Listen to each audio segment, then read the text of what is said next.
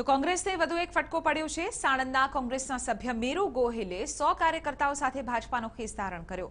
Sanand APMC ખાતે મુખ્યપ્રધાન વિજય રૂપાણીની જાહેર સભામાં મેરુ ગોહિલ સહિત સાણંદ એપીએમસી ચેરમેન ખેંગાર સોલંકી, એપીએમસીના 13 ડિરેક્ટર્સ તથા સાણંદ તાલુકા પંચાયતના 3 કોંગ્રેસના સભ્ય ભાજપામાં જોડાયા।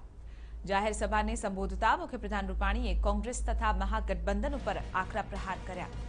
મહાગઠબંધન ઉપર નિશાન સાધતા મુખ્યપ્રધાન રૂપાણીએ કહ્યું કે ચોરોની જમાતે દેશને લૂંટવાનું જ કામ કર્યું છે।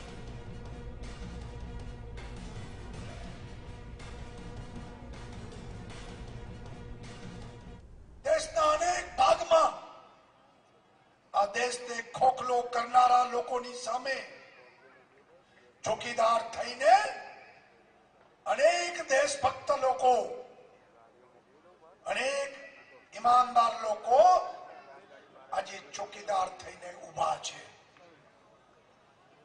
मैं भी चौकीदार हूं।